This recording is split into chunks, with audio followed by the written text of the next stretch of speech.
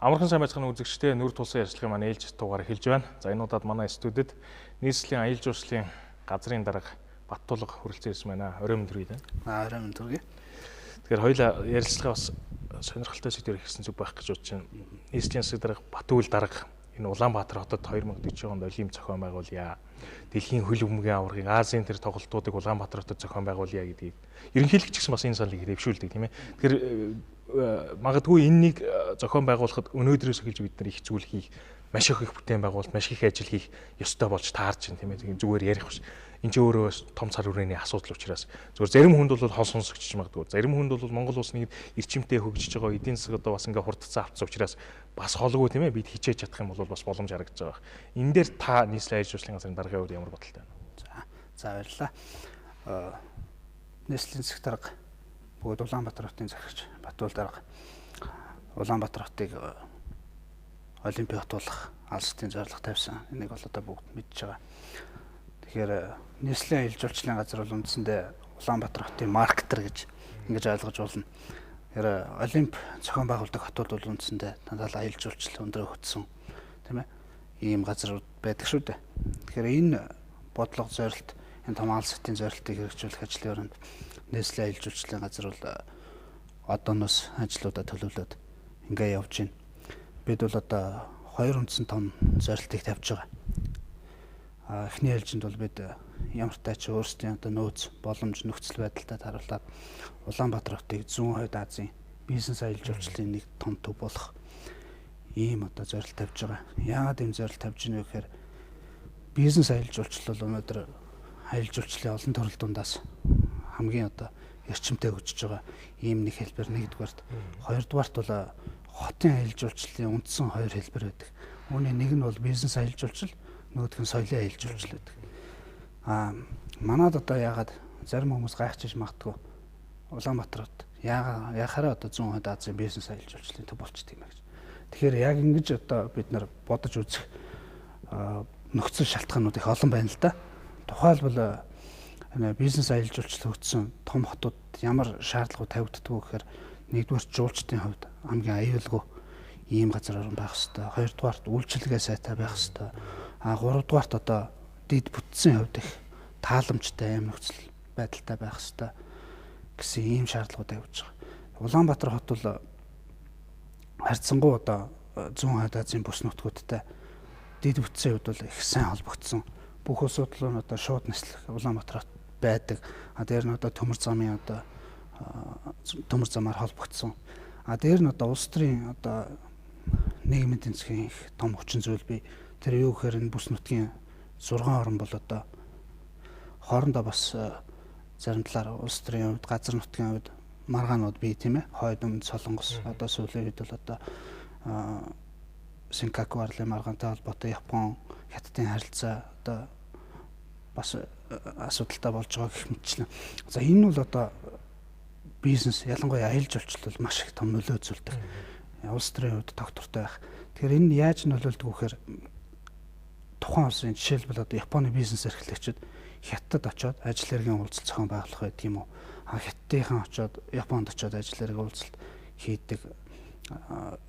Энэ зүйлүүд нэлээд том одоо сөрөг нөлөө үзүүлж байгаа.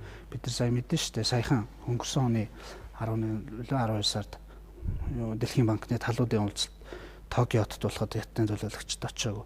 Дараа нь одоо Япон, Хойд Солонгосынхаа төлөөлөгчдийн уулзалт хийх санаачлагыг Улаанбаатарт хийх санаачлагыг Монгол Улсын ерөнхийлөгч гаргах их таатай хүлээж авсан. Энэ бол үндсэндээ юу гэж хэлээд байна вэ гэхээр Улаанбаатар хот бол яг бизнес чиглэлийн аялал жуулчлалыг хөгжүүлэх маш таатай ийм орчин нөхцөл бүтсэн хот байна гэж. Дээр нь өнөөдөр ч одоо Улаанбаатар хотод олон улсын сүлжээний олон зочд буудлууд баригдаж байна. Одоо байгаа одоо үндэсний сайн үйлчилгээтэй зочд буудал, үйлчилгээний газрууд байж байна. Дээр нь одоо том резорт хотелууд ерөнхийдөө одоо бид нар зөөлөн дэд бүтц гэж ярьж тийм л да аялал жуулчлалын маань. Энэ зөөлөн дэд бүтц бол Улаанбаатар хот хамгийн сайн бүрдсэн ба. Тийм учраас бид нар ийм зорилт тавьж байгаа. Олимпийн хот болох зорилтын дор хоёр дэд стратегийн зорилт байгаа. Эхнийх нь бол одоо бизнес аялал жуулчлалын төв болох. За хоёрдугаарт бол тавьж байгаа том зорилт бол Улаанбаатар хотыг Монгол туурхтны соёл оюун санааны төв болгож хөгжүүлэх юм зорилт. Яагаад ийм зорилт байна гэхээр өнөөдөр манай зарим хүмүүс ярьдаг л да. Нийт жуулчд одоо Монголд хагасаа ирчин жуулчд ирж байгаа. Тэрний хагасын одоо бүгд найрамдагтаар дулсаас ирсэн жуулчд, 100 мянган Оросын албаны улсаас ирсэн жуулчд, 40 мянган одоо бүгд найрамд Солонгос улсаас ирсэн жуулчд, тэгээ нэг 10 хэдэн мянга, 20 гаруй мянган Японы жуулчд эзэлдэг гэд. Тэгээ дараа нь одоо Казахстан залгаад явдаг. Яагаад одоо эндээс Баруун Европоос, Хойд Америкаас, Австрали, Шинэ Зеландаас жуулчд ирэхгүй байгаа юм бэ гэж. Энэ бол үндсэндээ бол бизнес гэхээ юу газар нутгийн болоод нөгөө жуулчны сэтгэл татах үзмрийн хоорондын хамаарлал байдаг юм л да.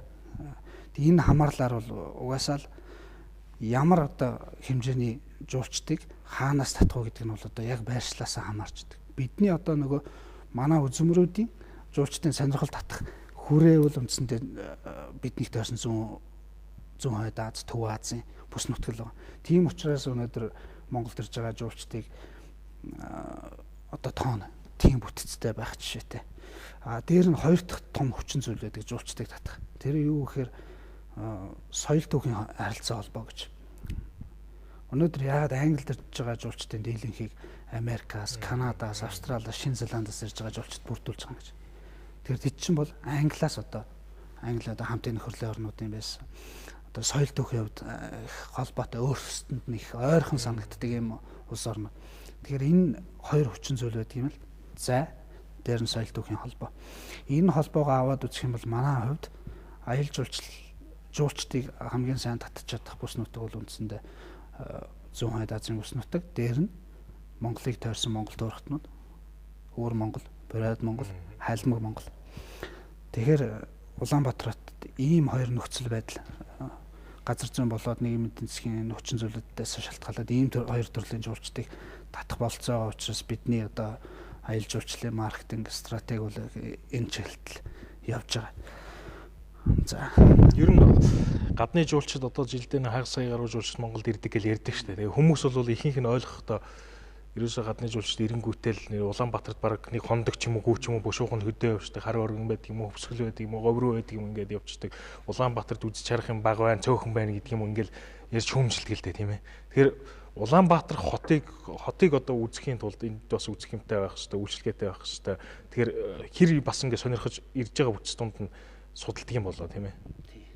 Ер нь бол манай одоо нийслэлийн аял жуулчлалын газраас соёл спорт аял жуулчлалын хамтаа хамтраад 2012 оны 11 сар хүртэл 6 сараас 11 сар хүртэл судалгаа хийсэн байдаг. Энэ судалгаагаар бол Монголд ирж байгаа нийт жуулчдын 93% нь Улаанбаатар хотоор дайрж өнгөрдөг. Дайрж өнгөрөхдөө дор хаяж 1 хондог. Ийм судалгаа гарсан. Ер нь бол Монгол бол харьцангуй адал явдалтай аял жуулчлалын гэдэг юм уу, тусгай сонирхлын аял жуулчлал ийм ер нь жуулчд Монголыг яагаад сонирхож ирдэг гэсэн судалгаагаар бол нүүдлийн соёл иргэншил, хүний үйл ажиллагаанд дуртай онгон байгалийн хослол, түн дээр зохицсон одоо нүүдэлчтэй амьдралыг л одоо их сонирхож ирдэг. Яг энэ одоо талаас нь хараад үзэх юм бол жуулчд нэх Улаанбаатарыг яг зориул ганцхан сонгоод л ирдэг юм ирж байгаа жуулчд юу бол зөв ажил хэргийн жуулчд бол байж болох байх. Тэгэхдээ яагаад Улаанбаатар өнөөдөр Монголын аял жуулчлалын хөгжилд одоо хамгийн том байр суурь эзэлж байна гэдэг нь шалтгаантай л да. Нэгдүгээрт бол энэ угаасаа дэд бүтцийн боломж нь ганцхан бонд байна. Олон улсын энэ замыг алтан булыг оруулахгүй шүү дээ. Тэгэхээр энэ дэд бүтцийн өөрөх нэг зангилаа болж байгаа энэ асуудал нь өөрөө жуулчдыг татж байна. Яагаад хоёрт нь Улаанбаатарын аял жуулчлал, Монголын аял жуулчлал хамгийн чухал нөлөө үзүүлдэг вэ гэхээр жуулчны сэтгэл зүйн одоо жуулчны менежментэд анхны бол сүүлчийн сэтгэл гэж нарийн зүйл байдаг л дээ. Анхны сэтгэл бол одоо аялын турш хадгалагддаг. Өнөөдөр та нисэх буудлын дээр буугаад л тэ хэлийн шалган навтруулах ажилтны одоо харьцаа ямар байх вэ гэдгээс ачаа тэшээ авахд ямар бухимдал гарч ийнэ гэдгээс гарч ирээд нөгөө таксины жолоочд ийш тийшээ татаад явж ийнэ гэдгээс нөгөө жолооч нь бүсээ зүүж ийнэ гэдгээс ахуулаад аюулгүй бүсээ. Энэ аялын турш хадгалагддаг сэтгэл маш чухал нөлөөтэй. Хоёр дахь сэтгэл нь болохоор нөгөө явхад үлддэг сэтгэл. Энэ явхад үлддэг авдаг сэтгэл бол бүр хамгийн чухал нь л яагаад тэгэхээр энэ хамгийн сүүлийн сэтгэлээр жуулчин өөрийнхөө аяллыг дүгнцэгнэдэг. Тэгээд Монголд нутагтаа буцаж очиод Монголыг Улаанбаатарыг бусд хүмүүс сайнаар эсвэл саараар сурталчлах. Ерөөсөө тэр шийдвэр нь эцсийн хамгийн нөлөөлөл үзүүлдэг. Тийм болохоор Монголд ирэх жуулчдын эхний бүгд эцсийн зохисол болдог утгаараа Улаанбаатарын аялал жуулчлал маш чухал ач холбогдолтой. Тэгэхээр нийслэлийн аялал жуулчлалын газрын үндсэн чиг өөрөө бол зөвхөн Улаанбаатар хотын гадаад дотоод сурталчлалтуудыг хязгаарлагдаж болохгүй юм. Улаанбаатарт хөл тавьсан зөвхөн гадаад ингэлтгүй дотоодын жуулчдын хувьд Улаанбаатар бол маш эерэг дүр төрхтэй жуулчид Монгол улсад Улаанбаатар хотод байнга болон төр оршин сууж байгаа гадаад иргэдийн хувьд аюулгүй ийм л газар байх хэвээр үйлчлэгээ сайтай хүмүүс нь найрсаг зочлонтой. Тэгээ бид Улаанбаатар хотын аялал жуулчлалыг хөгжүүлэх хаб гэсэн хөтөлбөр гаргаж байгаа. HUB гэдэг.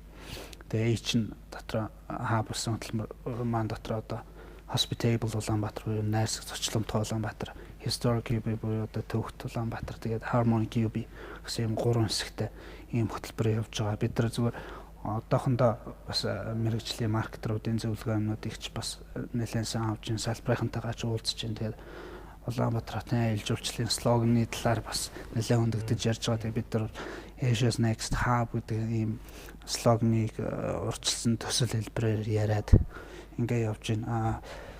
Үйлчлэгийг сайжруулах төрөм хэлсэн тийм ээ. Анхны боглоо сүлжин сэтгэл Улаанбаатар хотод байх хугацаанд нь сайхан зочлох тухай асуудал бол ерөөсөө бүх нийтийн асуудал. Яагаад гэвэл аялал жуулчлалын бизнес гэдэг чинь ганцхан жуулчтай холбогддог юм биш. Яагаад энэ дэлхийд даяар дэлхийн бүх улс орнууд баян ядуу хамаахгүй аялал жуулчлалыг эдийн засгийнхаа том салбар болгож хөгжүүлээд байна вэ гэхээр энэ салбарын чинь ашиг орлого одоо нийгмийн бүх одоо эдист хурж очдог. Өнөөдөр жуулчны нэг авж байгаа сүвнэр гэхтээ бэлэг дурсгалын зүйл ихэд очоод хэдэн маш олон айлуудын одоо өмнө говьд байгаа одоо тэмээчний хүртэл амьдрал ахуйд нөлөөлдөг л байхгүй. Тий. Тэгээ энийг бол бид нэр multiply effect гэж ярьдаг энэ үржүүлэгч хүчин зүйлтэй. Жуулчны Монголын Улаанбаатарын эдийн засгт оруулж байгаа $100 нэг хоногт зарцуулж байгаа $100 бол хичнээн хэдэн айлын одоо амжиргаанд нөлөөлөх үг. Дараагийн бидний бас нэг зорж байгаа том зорилт бол энэ аялал жуулчлалаас орж байгаа эдийн засгийн өрөөгөөчийг бид нар бүрэн дүүрэн хүртэх ёстой гэдэг асуудал. Тэгээд энэ хөгжиж байгаа орнууд ялангуяа өөрөө үйлдвэрлэгч биш орнуудад аялал жуулчлалын яг жинхэнэ өр нөлөө эдийн засгийн өр нөлөө бүрэн дүүрэн хүрдэггүй. Яагаад тэгэхээр ликч буюу шүүрэлт гэж ярьдаг л да. Жуулчны зарцуулж байгаа аялал жуулчлалаар орж иж байгаа бүх мөнгөний бараг 70-80% нь буцаад гардаг ийм тохиолдол бий. Ялангуяа Карибын тэнгисийн орнууд, Зүүн Азийн орнуудад. Тэгэхээр жуулчд нөгөө өндөр зэрэглэлийн үйлчлэгээ үзүүлэх гэж хичээгээд дандаа импортын бараа бүтээгдэхүүнүүдийг худалдаж авдаг. Энэ эргээд нөгөө валют урсгалыг гадагшаа гаргадаг. Дээр нь одоо энэ маш олон сүлжээний одоо ресторанууд, зочд буудлууд юмнууд энэгээр дамжиж бас их гарна. Гадаадын хөрөнгө оруулалттай одоо аялал жуулчлалын тээврийн компаниудаар дамжиж гарна.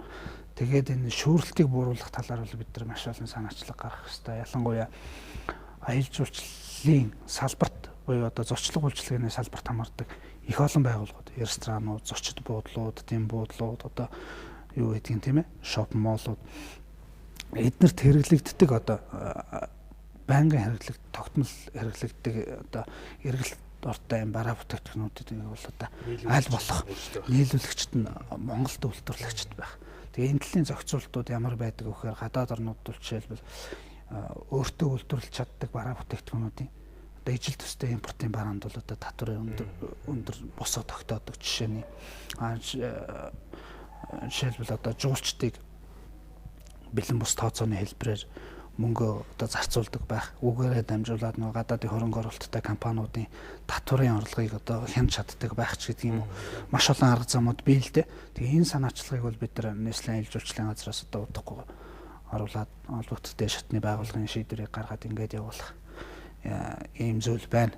Гэх мэтлэн бидний одоо бод санаж байгаа юмнууд байна. Үйлчлэгийг сайжруулах чиглэлд бол одоо жишээлбэл олон зүйл төлөвлөсөн дөө. Жишээлбэл өнөөдөр бол бид нар UBS телевизтэй телевизийн удирдлагуудтай уулзаад тэгээ одоо Улаанбаатар хотыг сурталчлах дээр нь одоо энэ үйлчлэгээний ажилтнуудын одоо мэрэгжлийн ур чадварыг дэвшлүүлэх талаар хотел ба хатайл гэдэг нэг реалити шоу зохион байгуулах талаар ч юм уу FM радиотой хамтраад бид нэр такси үйлчлэгээ эрхлэгчдэд зориулсан англи хэлний зайны сургалт тэгээ нөгөө жуулчдад яг нүүр тулж ажилладаг төрийн болоод хувийн хвшлийн байгууллагуудын ажилтнуудад зориулсан зан харц цааны сургалтч гэдэг юм уу ийм зүйлүүдийг нэлээд ихээр төлөвлөж байна. Дээр нь манайх сая 2 сарын 14-өөс эхлээд Nestle аялал жуулчлалын газрын дэргэд аялал жуулчлалын мэдээлэл сурталчилгааны төвөөгд байгуулагдлаа. Тэгээ энэ төвөөрөө дамжуулаад бас аялал жуулчлалын чиглэлээр сурж байгаа оюутнуудыг энэ манай салбарт хамаардаг өөрсдөнд нь одоо энэ бизнес амьдралд нь тусдын болдог ийм хүмүүс зориулсан одоо мэрэгжлийн арга зүйн зөвлөгөө өгөх, сурталчлах ийм зүйлүүдийг хийхээр төлөвлөж байна. Ер нь бид нэр бас их сонирхолтой цаг үед амьдарч байна л да. Ингээ хүмүүс маань хүртэл өөрсдөө бас хувьсан өөрчлөгч. Нэг хэсэг ингээл үйлчлэгээний газар ороход одоо ганц нэг газар ингээд соёл төрүүлээ нэвтрүүлсэн ингээд та тавтай морил нөгөө танд баярлалаа гэхээр бараг үйлчлүүлж байгаа нь өөрөө ичдэг зовдөг байлаа шүү дээ. Тийм ээ. Гэтэл бол одоо эсэргээрээ харин одоо тэгж хийхгүй байгаа газар ч юм уу тэгж үйлчлж чадахгүй байгаа газар хүмүүс голдог, шилдэг, шүүмжилдэг, дахиад үйлчлүүлэхгүй болдог, тэр газрын орлого хомсдог ч юм уу тийм байдлаар болж эхэлж байна. Энэ маань бол бас нөгөө хотын соёлын бас ингээд нэг хувьсэл дэвшил гэх юм уу явагдаж байна л да тийм ээ. Тэгэхээр аялал жуулчлал гэдэг юмд бол мэдээж төрийн бодлого байгаа, хувийн хвшлих юм байгаа хажуугаар нь иргэдийн маань өөрсдийнх нь соёл гэдэг юм боловсрал харьцаанаас их зүйл болно тийм ээ. Гадны хүнтэй нэг сайхан мэдлээд танихгүй байсан ч өнгөрөхөд бол Монгол хүний талаар эрэг сэтгэл үлдээл явна шүү дээ. Оронд нь бол нөгөө нөхөртэй ч муухай үгүй харьцах юм бол дахиж эрэг сэтгэл байхгүй болно гэдэг